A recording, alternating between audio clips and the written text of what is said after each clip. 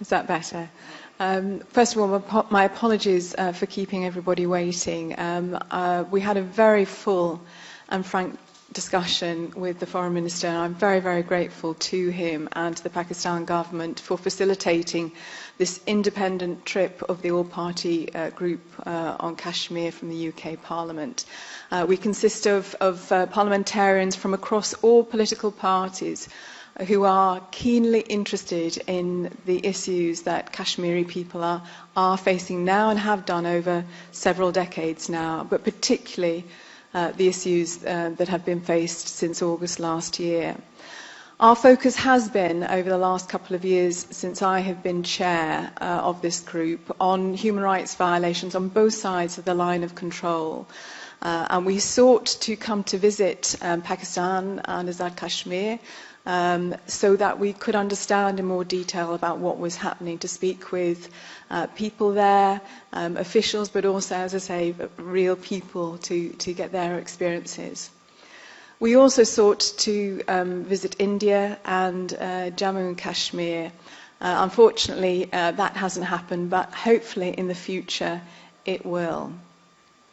I can report from our discussions just now, I am very, very grateful, and I mean this very sincerely, to the Foreign Minister. He was incredibly open, as were his officials, about what's happening. And we really pressed the Foreign Minister for answers to specific questions and points that were raised in the last UN human rights report. And I invite anybody who hasn't read that report to do that. And he was very forthcoming. And I particularly welcome the move that he said that he was going to be taking, that there should be a third UN report on human rights issues across both sides of the line of control, and that he will do what he can to facilitate the UN High Commission, Human Rights Commission, actually coming to Pakistan and enabling them to see for themselves and not just look at documentary evidence. So that is fantastic news, and again, I think it shows the openness and the progressive approach that has been taken by Pakistan on this issue, and I hope India will reciprocate as well. Thank you so much. Bismillah ar-Rahman ar-Rahim. Can I also take this opportunity firstly to thank the Foreign Minister and the Government of Pakistan for facilitating this trip. As the Chair has already made clear, we are an independent group of cross-party parliamentarians with one intention, which is to explore and look at the human rights abuses on all sides of the line of control. And as in previous visits, we have asked both the Government of Pakistan and the Government of India to allow us to come. Tragically, this is not the first time that the Government of India have not just not allowed us, but actually not got back to us, whilst the Government of Pakistan has. And I want to say this is a flashpoint in the Kashmiri struggle. We see today over 6 months, and still we see a draconian blockade that continues to affect the sons and daughters of Kashmir, whether that's regard to the food or medicine shortages or the other restrictions at the moment. And I say this, I use this media platform again today on behalf of the All-Party Parliamentary Group, is if there is nothing to hide, then please allow us to visit that region. We are an independent group, and if you are confident, then please allow us that opportunity to visit so we can see for ourselves.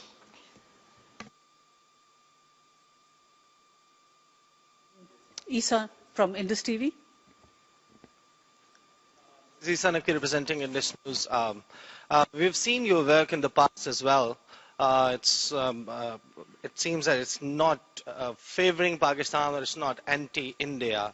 It talks about human rights.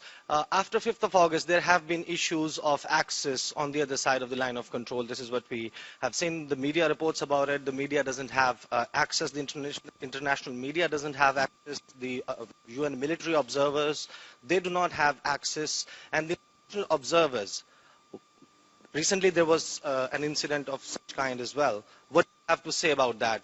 You will be visiting the Azad Jammu and Kashmir on the Pakistani side, but on the other side of the line of control, there is an access issue.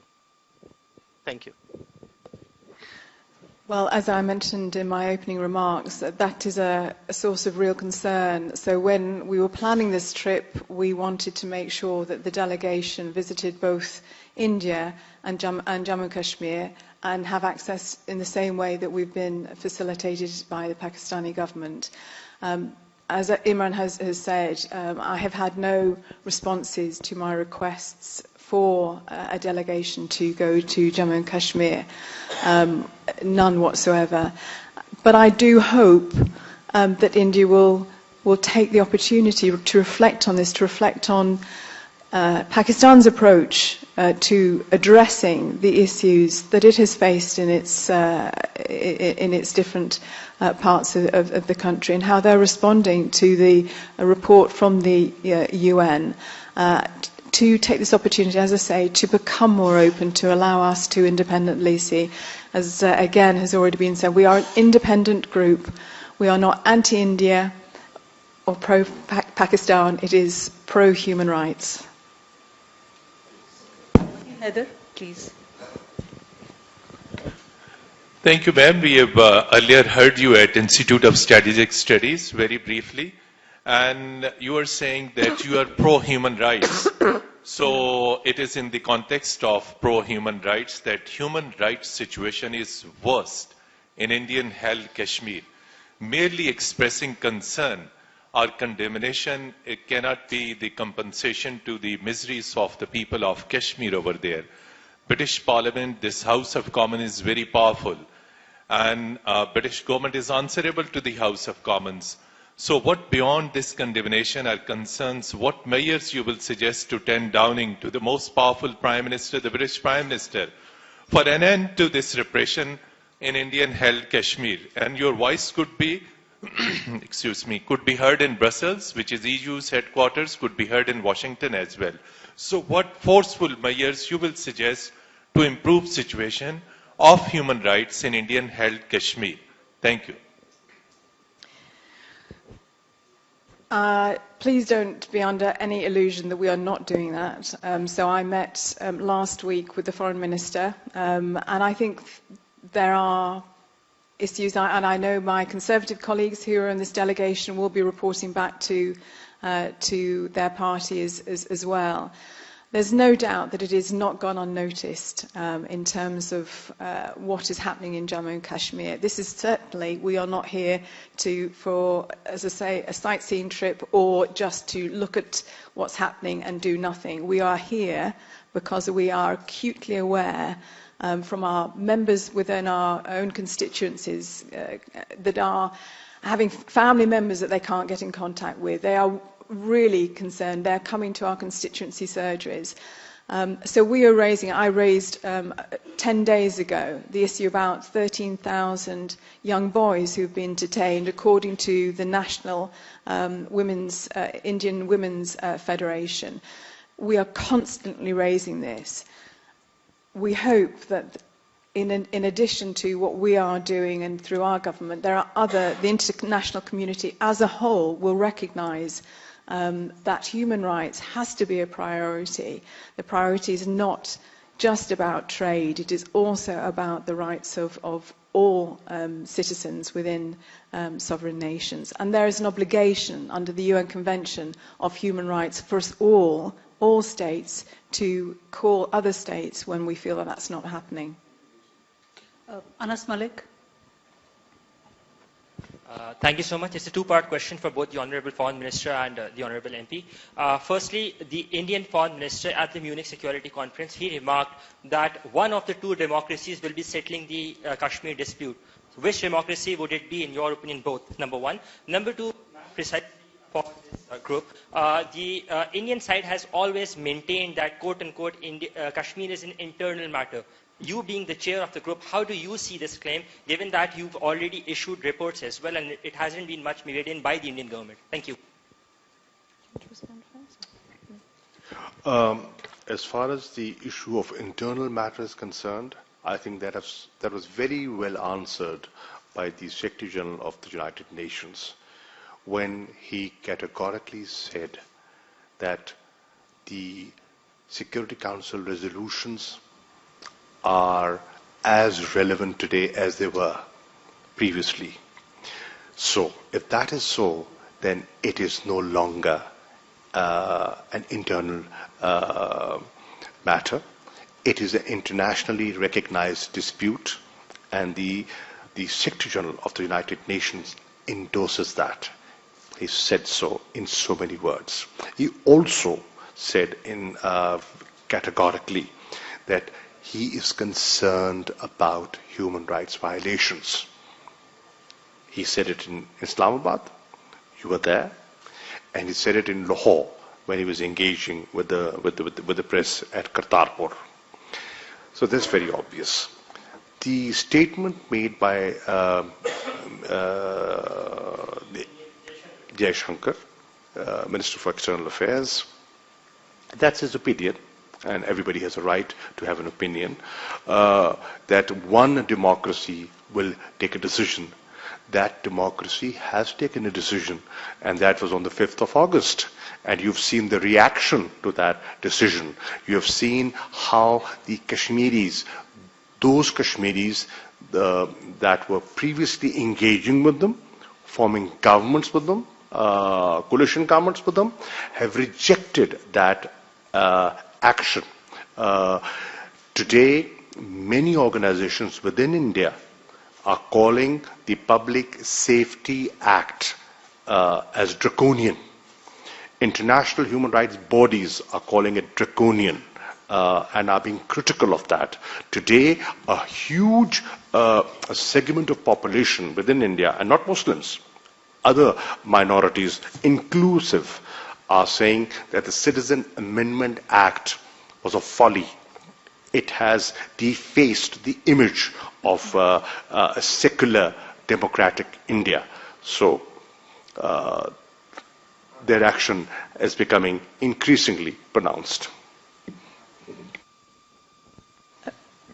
In terms of, is this a bilateral issue, I think I responded to that in the earlier question, but just to repeat my response, when, and Foreign Minister Qureshi, in his response about the UN Secretary General, made it absolutely clear around the UN resolutions that they are still in place, they are still actionable, and it needs to be recognised that these are international concerns. But as I get back to the human rights issue, it is the obligation of all states, according to the UN Convention, to act when they feel another state is discriminating to such an extent against a minority within their community. And that is what we need to do, and we need to make sure that the UK responds to that. Human rights are not negotiable. They are for everyone, regardless of gender, regardless of age, disability, religion, ethnicity. They are for all of us. At the back, Tariq Malik. Can I just come in on that? 2 points, please. The first thing I want to say is, just to conclude on that point, human rights can never ever be bilateral issues. Human rights are always international issues for the international community, and anybody reverting away from that point needs to go back and check the rule book in terms of what the international law says. The other point the Foreign Minister raised, the Indian Armed Forces Special Powers Act and the Public Safety Act are both draconian legislations that are recognised again in international law as illegal, and therefore the international community again has an obligation to call those things out. And one of the things we in the UK have a moral and historic duty about this issue, and we can't shy away from that issue. We must come out, and governments of all stripes, quite frankly, have shied away from that issue, and they must be bolder, and we must help to assist resolve that. The final thing I want to say with regards to the statement by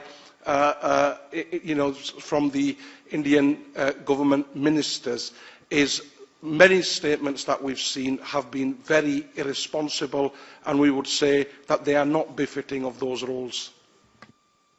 Tariq, at the back. Tariq. I need to make it clear, we're not here representing the British government. We are an all-party group. What we can do is put pressure on the British government, and I mentioned the meetings that we have had already with the Foreign Minister. And we will continue to do that. And there are a whole host of ways that we have previously drawn attention to the issues that are being faced across the line of control, as I say, but particularly in Indian occupied Kashmir. And we will continue to do that. But I cannot speak on behalf of the British government. That's not our role. We are an independent group of parliamentarians from all parties who believe that the issues in Kashmir are really important, and as I say, particularly in terms of human rights. मैंने इनसे जो गुफ्तगू की ऊपर मैंने इनसे ये गुजारिश की कि मेरा पिछले 6 माह का तजर्बा जो है 5 अगस्त के बाद मैं मुख्तलिफ गवर्नमेंट से इंटरेक्ट किया है, फॉरेन मिनिस्टर से इंटरेक्ट किया है, और वो एतराफ करते हैं कि जो कुछ हो रहा है बेखबर नहीं है, बाखबर है, लेकिन मसलहतन खामोश हैं। कमर्शियल इंटरेस्ट है, बहुत बड़ी मार्केट है, मंडियों की तलाश है और मफादात हैं। मैंने इनसे गुजारिश की है क्योंकि ये हुकूमत की नुमाइंदगी नहीं कर रहे। As you said, they are not representing the government. They are representing the parliament and the people. हमें उम्मीद है पार्लियामेंट से, और मैं इनकी मौजूदगी में मीडिया से ये कह रहा हूं कि हम तवक्को कर रहे हैं हाउस ऑफ कॉमन्स से, हम तवक्को करते हैं यूरोपियन पार्लियामेंट से, हम तवक्को करते हैं यूएस कांग्रेस से कि जिस तरह पाकिस्तान की पार्लियामेंट ने यके बाद दीगर 2 जॉइंट रेजोल्यूशंस पेश किए हैं. We've had 2 joint resolutions across the party divide in our parliament in a joint session. Both houses, Senate and National Assembly, unanimously passed those resolutions on human rights violations and other things. जिस तरह हमने वो किए हैं, आप भी अपनी parliament से आवाज उठाइए, क्योंकि अल्टीमेटली हुकूमतें बनाती और गिराती पार्लियामेंट्स हैं, और ये पॉलिसी मेकर्स हैं, ओपिनियन मेकर्स हैं, इनकी आवाज में वजन है. एक मेरी तवक्को है, मेरी ख्वाहिश है कि पार्लियामेंट्स जो हैं और पार्लियामेंटेरियंस, मैंने इनको कहा मैं आज वजीर खारजा हूं, कल नहीं होऊंगा, पर मुझे सबसे बड़ा जो फख्र है बुनियादी तौर पे कि I am a parliamentarian first and foreign minister second. So parliament को आवाज उठानी चाहिए, दुनिया की पार्लियामेंट्स को आवाज उठानी चाहिए. एक. नंबर 2, ह्यूमन राइट्स की मसला है तो इंटरनेशनल ह्यूमन राइट्स ऑर्गेनाइजेशंस आवाज उठा रही हैं, उनकी आवाज पर तवज्जो देनी चाहिए हुकूमतों को. जो हुकूमतें अलंबरदार हैं इंसानी हकूक की, वो क्यों नहीं सुन पा रही कि जो वो ह्यूमन राइट्स बॉडीज कह रही हैं. और तीसरी चीज, आप क्लेम करते हैं डेमोक्रेसी. एक डेमोक्रेसी की अपनी वैल्यूज होती हैं, डेमोक्रेसी का अपना कल्चर होता है, तो क्या वो डेमोक्रेसी खामोश रहेगी? और इस किस्म की जब वायलेशंस हो रही हैं कि डेमोक्रेसीज को भी अपना रोल प्ले करना है, तो मैं डेमोक्रेटिक गवर्नमेंट से, मैं ह्यूमन राइट्स ऑर्गेनाइजेशन से और पार्लियामेंट से तवक्को करता हूं कि इस मसले को, जो कि बहुत नाजुक है और जिसका तज़करा कल हुआ है कि ये कश्मीर जो है एक न्यूक्लियर फ्लैश पॉइंट बन गया है, ये इमरान खान नहीं कह रहे, ये म्यूनिख की सिक्योरिटी कॉन्फ्रेंस कह रही है जो वहां हुआ है, और उस पर एक तज्जिया पेश किया गया है कि खुदा ना खास्ता अगर हालात बिगड़ते हैं तो क्या नौयत हो जाएगी और उसका ग्लोबल इंपैक्ट क्या होगा. Question Ali Jaswal at the back, please. Thank you. Well, sir, how would you evaluate your performance, your group's performance, and Pakistan's performance in terms of lobbying for Kashmir issue, as it has been more than 6 months, and not even a single Western country has categorically condemned the Indian act of annexation of Kashmir into its union. And it has been, and not to mention the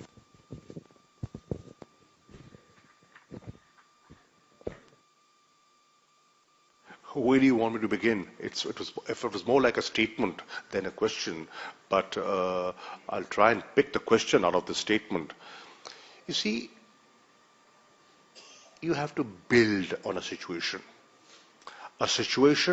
that had not been discussed for years, an issue that was a live issue, a very real issue, but was put on the back burner because the world was involved in other things.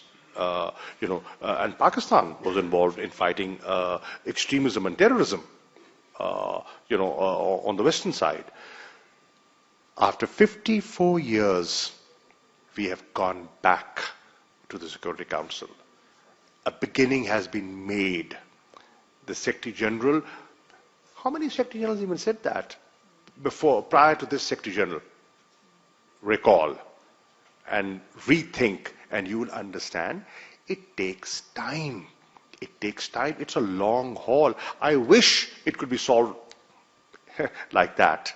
Who would be happier than myself? But you have to chip. You have to continue chipping.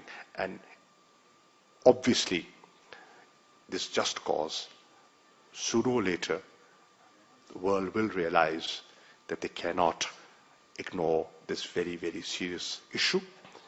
And the people of Kashmir, I think, the people who are paying a huge price through their personal sacrifice, will not let that happen. Thank you very much. Can I respond to that question? So can I just respond to that? Because I share the frustration. I share the frustration in the question or in the statement that was made. But as Foreign Minister Qureshi has just said, look, this is the longest running land dispute in the world. It has been escalated by India in terms of the actions that they took on the 5th of August. We are here to, again, bring focus to that. And there is commitment from the Pakistani government to do the right thing, to allow human rights organisations in, to have a third report, and to make that difference. We, as a group of parliamentarians, will take this back and our observations back to lobby our government. But, with the geopolitical significance of two nuclear powers at loggerheads with each other, I think, the sentiment in the comment wasn't particularly fair. I understood the frustration, but the sentiment wasn't particularly fair. Thank you.